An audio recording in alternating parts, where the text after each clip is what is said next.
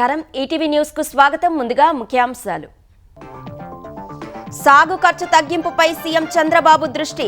ఆధునిక యంత్రాలతో equipment bank ఏర్పాటుకు ఆదేశం. సీసీఐ తీరుపై అసంతృప్తి. నేడు ఏపీ కేబినెట్ సమావేశం. సిఆర్డీఏ అథారిటీ, ఎస్ఐపిబి నిర్ణయాలపై చర్చ. రాజధానికి నాబార్డు రుణం తీసుకునేందుకు ఆమోదం తెలిపే అవకాశం. వివేక హత్య కేసులో పాక్షిక తదుపరి దర్యాప్తునకు కోర్టు అనుమతి. కిరణ్ యాదవ్, అర్జున్ రెడ్డి పాత్ర తేల్చాలని ఆదేశం. సునీత పిటిషన్పై తీర్పు. ఒకే గొడుగు కిందకు ఎస్ఎస్సీ, ఇంటర్ బోర్డులు. విజన్ డాక్యుమెంట్లో పేర్కొన్న తెలంగాణ సర్కార్. విద్యార్థుల అవసరాన్ని బట్టి టీచర్ల నియామకం. తెలంగాణలో మొదలైన తొలి విడత పంచాయతీ ఎన్నికల పోలింగ్. 1 గంట వరకు ఓటింగ్. మధ్యాహ్నం తర్వాత ఫలితాల వెల్లడి.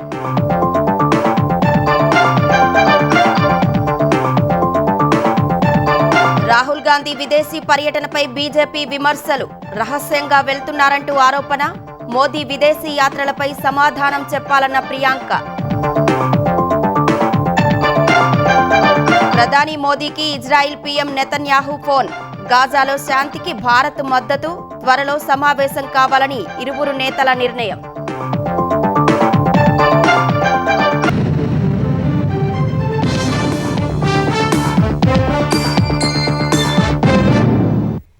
వ్యవసాయానికి ఉపయోగించే ఆధునిక యంత్ర పరికరాల కోసం అగ్రికల్చర్ ఎక్విప్మెంట్ బ్యాంకు ఏర్పాటు చేయాలని అధికారులను ముఖ్యమంత్రి చంద్రబాబు ఆదేశించారు. సాగు ఖర్చు తగ్గించేలా యంత్ర పరికరాలను అందుబాటులోకి తేవాలని సూచించారు. హార్వెస్టింగ్ ప్రక్రియలో రేషనలైజేషన్ విధానం తీసుకురావాలన్న ఆయన పత్తి కొనుగోలులో ఇబ్బందులపై సీసీఐ తీరుపై అసహనం వ్యక్తం చేశారు. ధాన్యం, పత్తి, మిర్చి సహా వివిధ వాణిజ్య పంటల కొనుగోళ్లపై ముఖ్యమంత్రి చంద్రబాబు అధికారులతో సమీక్ష నిర్వహించారు. శాస్త్రీయ విధానంలో పంటల సాగు ప్రణాళిక, వ్యవసాయంలో ఆధునిక యంత్రాలు, డ్రోన్ల వినియోగం ద్వారా ఖర్చును తగ్గించాలని ఆదేశించారు. ఇందుకు ప్రత్యేకంగా ఒక వెబ్సైట్ ప్రారంభించి పరికరాల వివరాలు తెలిపేలా సమాచారం ఉంచాలన్నారు. 2025-26 ఆర్థిక సంవత్సరంలో 50 లక్షల మెట్రిక్ టన్నుల ధాన్యం కొనుగోళ్లు లక్ష్యంగా పెట్టుకున్నట్లు సీఎంకు పౌర సరఫరాల శాఖ అధికారులు వివరించారు. ఖరీఫ్ సీజన్లో ఇప్పటి వరకు 18.32 లక్షల మెట్రిక్ టన్నుల ధాన్యం కొనుగోలు చేసినట్లు తెలిపారు. ధాన్యం కొనుగోలు చేసిన 24 గంటల్లోపే 4085 కోట్ల మేర రైతులకు చెల్లింపులు చేసినట్లు పేర్కొన్నారు. గతేడాదితో పోలిస్తే ఈ ఏడాది 32% అధికంగా కొనుగోళ్లు జరిగినట్లు తెలియజేశారు. ధాన్యం కొనుగోళ్లలో రైతులకు ఎలాంటి ఇబ్బంది లేకుండా చూసుకోవాలని సీఎం దిశానిర్దేశం చేశారు. రబీ సీజన్లో ప్రజలు తినే వెరైటీ వరి సాగుతో పాటు వాటి కొనుగోలు, అంతర్జాతీయ మార్కెటింగ్పై దృష్టి పెట్టాలని ఆదేశించారు. ప్రజల ఆహారపు అలవాట్లకు అనుగుణంగా రాగులు, జొన్న, సజ్జ లాంటి చిరుధాన్యాల పంటల్ని సేకరించి వినియోగదారులకు అందుబాటులో ఉంచాలన్నారు. పత్తి కొనుగోళ్లలో cotton corporation of India CCI తీరుపై చంద్రబాబు అసహనం వ్యక్తం చేశారు. పత్తి కొనుగోళ్లలో సమస్యల్ని సృష్టించొద్దని సీసీఐకి సూచించారు. పత్తి కొనుగోళ్లకు సంబంధించి కేంద్రానికి లేఖ రాయాలని అధికారుల్ని ఆదేశించారు. మిర్చి లాంటి పంటలకు మార్కెట్ కల్పించే విషయంలో వివిధ విశ్లేషణా సంస్థలతో సమన్వయం చేసుకోవాలన్నారు.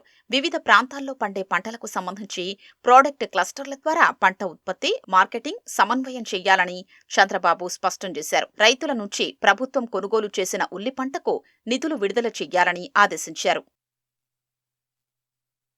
Yonex sunrise senior national badminton championship 2025 పోస్టర్ను సచివాలయంలో సీఎం చంద్రబాబు ఆవిష్కరించారు. విజయవాడలో ఈ నెల 22 నుంచి 28 వరకు జాతీయ ఛాంపియన్షిప్ పోటీలు జరగనున్నాయి. పోటీల ప్రారంభోత్సవానికి రావాలని చంద్రబాబును ఏపీ క్రీడా శాఖ మంత్రి మండిపల్లి రాంప్రసాద్ రెడ్డి, షాప్ చైర్మన్ రవినాయుడు ఆహ్వానించారు.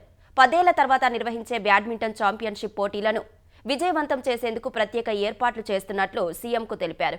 ఈ పోటీల్లో పాల్గొనే జాతీయ స్థాయి క్రీడాకారుల వివరాలు, నిర్వహణకు చేపట్టిన చర్యలను వివరించారు.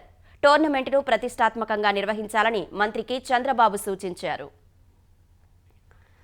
పెట్టుబడుల వేటలో భాగంగా అమెరికాలో Google, Adobe, Zoom, Nvidia, Intel వంటి దిగ్గజ సంస్థల ప్రతినిధులతో సమావేశమైన ఆంధ్రప్రదేశ్ ఐటీ శాఖ మంత్రి లోకేష్ ప్రస్తుతం కెనడాలో పర్యటిస్తున్నారు. బిజినెస్ కౌన్సిల్ ఆఫ్ కెనడా అధ్యక్షుడు గోల్డీ హైదర్తో టొరంటోలో మంత్రి సమావేశమయ్యారు. ఏపీలో పెట్టుబడులకు సహకారం అందించాలని కోరారు. ఆంధ్రప్రదేశ్లో పెట్టుబడులకు ఇదే సరైన సమయమని చెప్పారు. తమ వంతు సహకారం అందిస్తామని లోకేష్కు గోల్డీ హైదర్ హామీ ఇచ్చారు. Canada pension plan investment board CPPIB global public affairs team member Tim డౌనింగ్తోనూ లోకేష్ భేటీ అయ్యారు. ఆంధ్రప్రదేశ్లో గ్రీన్ ఎనర్జీ రంగంలో పెట్టుబడులు పెట్టే అంశాన్ని పరిశీలించాలని విజ్ఞప్తి చేశారు. అమరావతిలోనూ పెట్టుబడులు పెట్టాలని ఆహ్వానించారు. ఆంధ్రప్రదేశ్ ప్రతిపాదనలను పరిశీలిస్తామని టిమ్ డౌనింగ్ తెలిపారు. Fairfax financial holdings limited CEO Prem వాట్సాతో లోకేష్ సమావేశమయ్యారు. కుప్పంలో గ్రీన్ఫీల్డ్ విమానాశ్రయాన్ని వేగంగా పూర్తి చేసేందుకు సహకరించాలని కోరారు.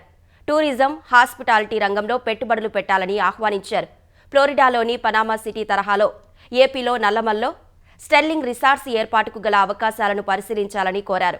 ఆంధ్రప్రదేశ్ ప్రతిపాదనను పరిశీలిస్తామని ప్రేమ్ వాట్సా చెప్పారు.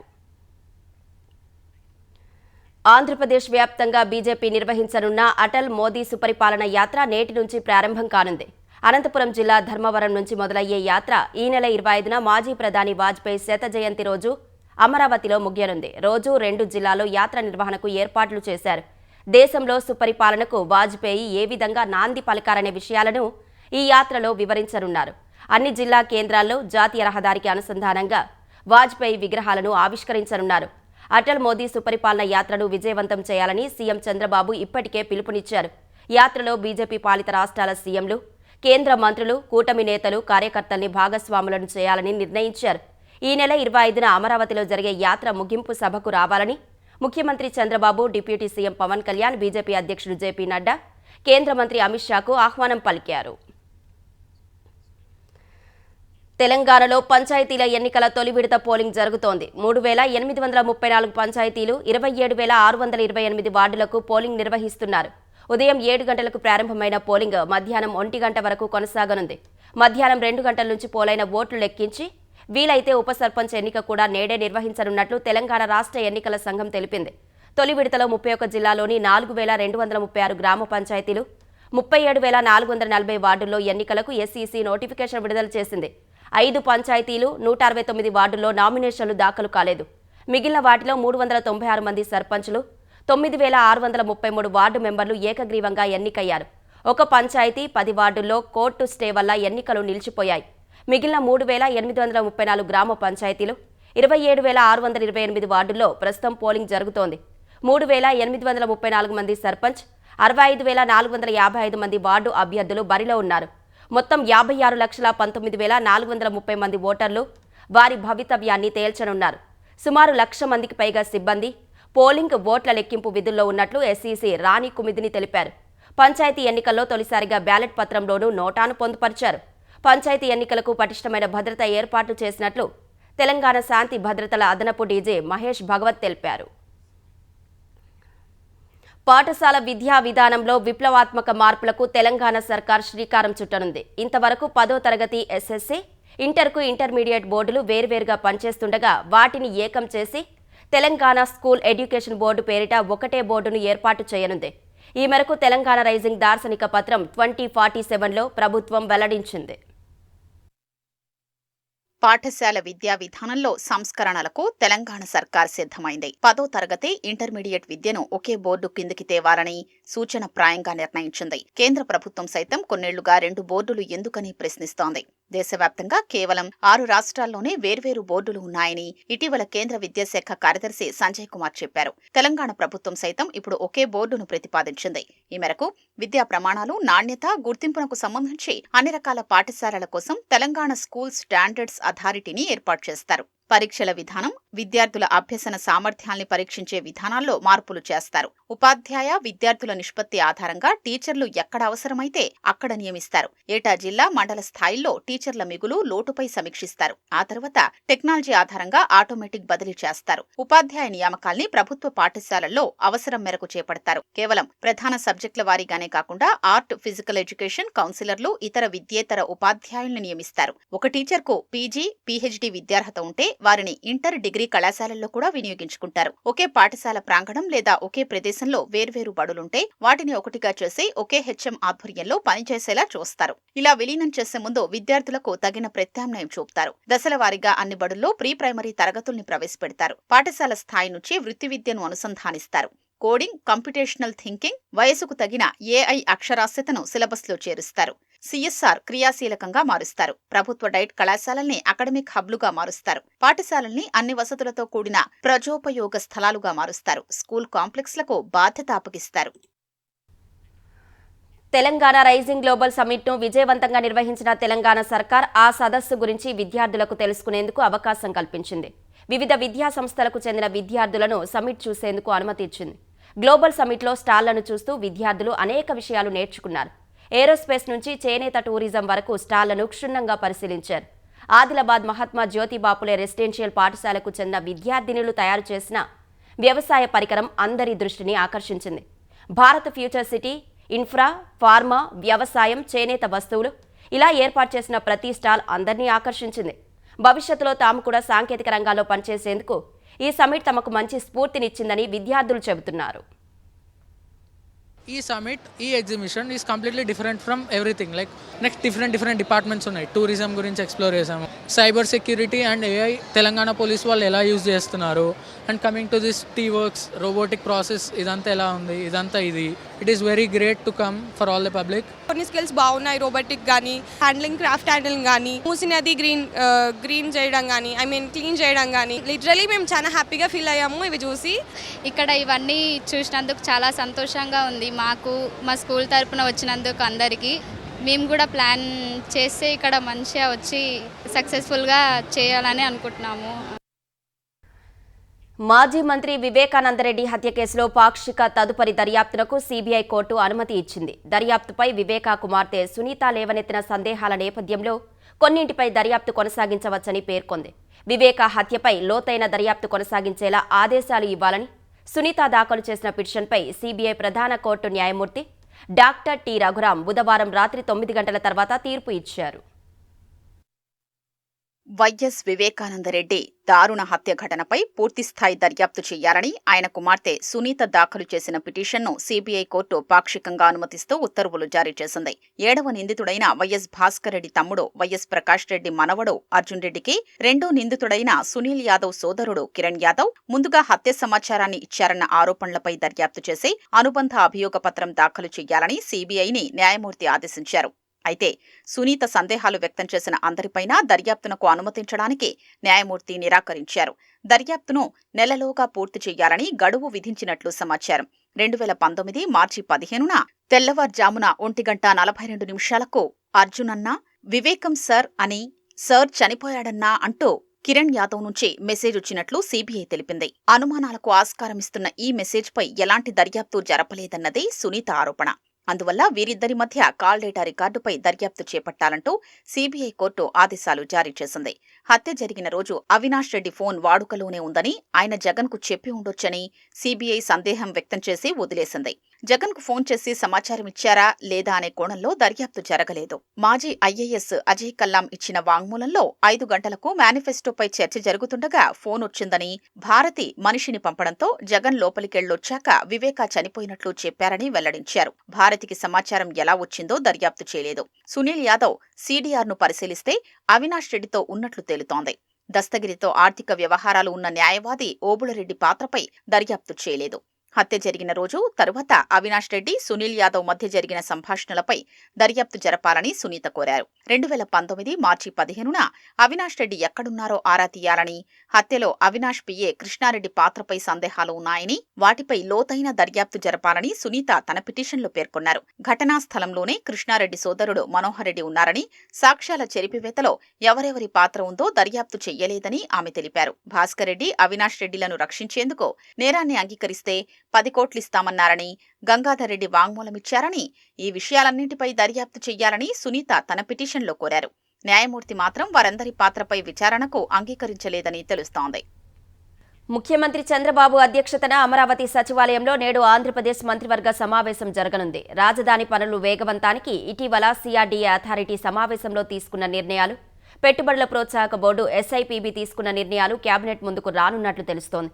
కొత్తగా 26 సంస్థల ఏర్పాటుకు సంబంధించిన 20,444 కోట్ల పెట్టుబడులకు ఎస్ఐపిబి ఇటీవల ఆమోదం తెలిపింది.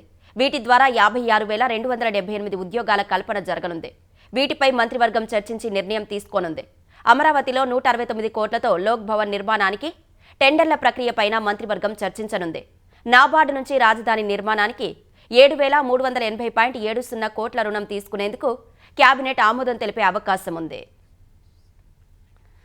అంబేద్కర్ కోనసీమ జిల్లాలో రెవెన్యూ డివిజన్ డీఎస్పీ కార్యాలయం యథాతథంగా రామచంద్రపురం కేంద్రంగా కొనసాగుతుందని సీఎం చంద్రబాబు హామీ ఇచ్చినట్లు మంత్రి వాసంశెట్టి సుభాష్ వెల్లడించారు. సచివాలయంలో చంద్రబాబుతో సమావేశమైన సుభాష్ రామచంద్రపురం నియోజకవర్గంలో ఉన్న సమస్యలను సీఎం దృష్టికి తీసుకెళ్లారు. రెవెన్యూ డివిజన్ డీఎస్పీ కార్యాలయం రామచంద్రపురంలోనే కొనసాగుతాయని, ఈ విషయంలో ప్రజలు ఎలాంటి ఆందోళనలు చెందవద్దని చంద్రబాబు భరోసా ఇచ్చారు. నియోజకవర్గం అభివృద్ధికి తగిన నిధులు కేటాయిస్తామని హామీ ఇచ్చారు. తిరుమల శ్రీవారి దర్శనానంతరం రంగనాయక మండపంలో ఆశీర్వచనం తీసుకున్న భక్తులకు బహూకరించే పట్టు శాలువాల కొనుగోలులో భారీ అక్రమాలు జరిగినట్లు టీటీడీ విజిలెన్స్ విభాగం గుర్తించింది. దాదాపు 55 కోట్ల రూపాయలు పక్కదారి పట్టినట్లు వెల్లడించింది. శ్రీవారి ఆలయ అవసరాల కోసం పట్టు శాలువాల కొనుగోలుకు టీటీడీ నిర్వహించిన టెండర్లలో నగరికి చెందిన మెస్సర్స్ విఆర్ఎస్ ఎక్స్పోర్ట్ సంస్థ కాంట్రాక్టు దక్కించుకుంది.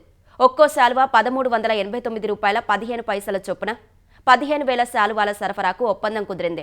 టెండర్ నిబంధనల మేరకు శాలువాలలో నాణ్యత లేదన్న అనుమానాలతో కూటమి ప్రభుత్వం వచ్చాక విచారణకు ఆదేశించింది. టీటీడీ విజిలెన్స్ అధికారులు తిరుపతి వేర్ హౌస్ గోదాము, తిరుమల వైభవోత్సవ మండపం నుంచి నమూనాలు సేకరించి సెంట్రల్ సిల్క్ బోర్డుకు పరీక్షలకు పంపారు. ఆ శాలువాల్లో స్వచ్ఛమైన పట్టు లేదని 100% పాలిస్టర్గా ఫలితాలు వచ్చాయి. డిప్యూటీ ఈవో కాంచీపురం ప్రయోగశాలకు పంపిన నమూనాలు నాణ్యమైన శాలువాలు అని వెల్లడి కాగా, అదే స్టాక్ నుంచి విజిలెన్స్ సేకరించిన నమూనాలు నాణ్యత పరీక్షల్లో విఫలమయ్యాయి.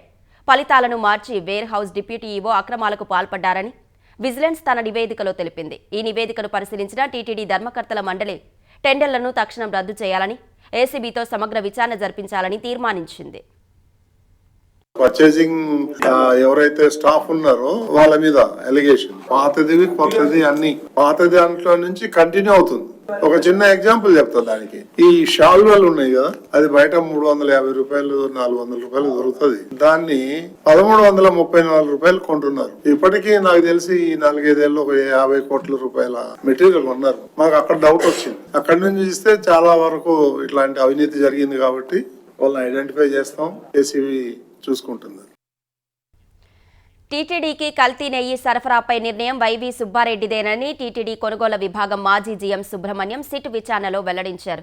రెండో రోజు ఆయనతో పాటు మరో నిందితుడు అజయ్ కుమార్ సుగంధ్ను ప్రశ్నించిన సిట్ పలు వివరాలు రాబట్టింది. తిరుమల లడ్డూ తయారీకి కల్తీ నెయ్యి సరఫరా అవుతోందని 2020 ఆగస్టులో మీ దృష్టికి వచ్చింది కదా, ఆ విషయాన్ని ఉన్నతాధికారులకు కాకుండా టీటీడీ నాటి చైర్మన్ వైవి సుబ్బారెడ్డికి మాత్రమే ఎందుకు చెప్పారని సుబ్రహ్మణ్యంను సిట్ ప్రశ్నించింది.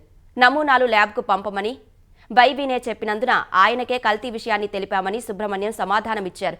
4 డైరీలు కల్తీ నెయ్యి పంపుతున్నాయని చెప్పిన తర్వాత కూడా సరఫరా ఎందుకు కొనసాగించారని అడిగారు. చైర్మన్గా ఆయన నిర్ణయం తీసుకున్నారని సుబ్రహ్మణ్యం తెలిపినట్లు సమాచారం. టీటీడీతో సంబంధమే లేని చిన్న అప్పన్నకు డైరీల పేర్లు, వాటి ప్రతినిధుల ఫోన్ నెంబర్లు ఎందుకిచ్చారు అని అడగ్గా సుబ్బారెడ్డి వ్యక్తిగత కార్యదర్శిని చెప్పడం వల్లే అందించారన్నారు. సుగంధ్ ఆయిల్స్ యజమాని అజయ్ కుమార్ సుగంధ్ సిట్ విచారణకు ఏమాత్రం సహకరించలేదని తెలిసిందే. బోలేబాబా డైరీ డైరెక్టర్లు పొమిల్ జైన్, విపిన్ జైన్ కొన్నేళ్లుగా కల్తీ నెయ్యి వ్యాపారం చేస్తున్నారని, వారికి ఎందుకు సహకరించారని ప్రశ్నించగా తనకు సంబంధం లేదన్నారు. తెలుగుదేశం నేతల జంట హత్యల కేసులో వైసీపీ మాజీ ఎమ్మెల్యే పిన్నెల్లి రామకృష్ణారెడ్డి, ఆయన సోదరుడు పిన్నెల్లి వెంకటరామిరెడ్డి నేడు మాచర్ల కోర్టులో లొంగిపోయే అవకాశం ఉంది. పల్నాడు జిల్లా వెల్దుర్తి మండలం గుండ్లపాడు వద్ద ఈ ఏడాది మే 24న టీడీపీ నేతలు జె వెంకటేశ్వర్లు, జె కోటేశ్వరరావు దారుణ హత్యకు గురికాగా ఆ కేసులో A6గా పిన్నెల్లి రామకృష్ణారెడ్డి, A8గా పిన్నెల్లి వెంకటరామిరెడ్డి ఉన్నారు. ఈ కేసులో పిన్నెల్లి సోదరులు ముందస్తు బెయిల్ను కొట్టేస్తూ హైకోర్టు ఆగస్టు 29న తీర్పు ఇచ్చింది. ఈ తీర్పును సవాల్ చేస్తూ పిన్నెల్లి సోదరులు సుప్రీంకోర్టును ఆశ్రయించారు. 2 వారాల్లోపు పిన్నెల్లి సోదరులు కోర్టులో లొంగిపోవాలని కోర్టు ఆదేశించింది. ఆ గడువు ముగుస్తున్నందున ఈ ఉదయం 11 గంటలకు మాచర్ల కోర్టులో పిన్నెల్లి సోదరులు లొంగిపోనున్నట్లు సమాచారం. ప్రైవేటు వ్యక్తులకు ప్రభుత్వ భూమిని క్రమబద్ధీకరించేటప్పుడు ప్రభుత్వ పాలసీని అందరికీ సమానంగా వర్తింపచేయాలని తెలంగాణ హైకోర్టు ఆదేశించింది. కొందరికి మాత్రమే అనుకూలంగా ఉండేలా నిర్ణయం ఎలా తీసుకుంటారని నిలదీసింది. మాజీ ఎంపీ ప్రభుత్వ సలహాదారు కేశవరావు కుమారుడు వెంకటేశ్వరరావు, కుమార్తె మేయర్ గద్వాల విజయలక్ష్మిలకు అనుకూలంగా ఇచ్చిన క్రమబద్ధీకరణ ఉత్తర్వుల తీరును హైకోర్టు ప్రశ్నించింది. స్థలం నుంచి వారిని తొలగించాలని చెప్పడం లేదని, అయితే జరిగిన తప్పును ప్రతిష్టకు వెళ్లకుండా సరిదిద్దుకోవాలని సూచించింది. అలా కాకుండా తీసుకున్న నిర్ణయాన్ని సమర్థించుకోవాలని చూస్తే కోర్టు ఉత్తర్వులు జారీ చేయాల్సి వస్తుందని హెచ్చరించింది. అధికారుల నిర్ణయంలో తప్పు జరిగి ఉండవచ్చని, ప్రతిష్టకు వెళ్లకుండా సరిదిద్దుకోవడంలో తప్పేమీ లేదని ధర్మాసనం వ్యాఖ్యానించింది. తదుపరి విచారణను జనవరి 7వ తేదీకి వాయిదా వేసింది.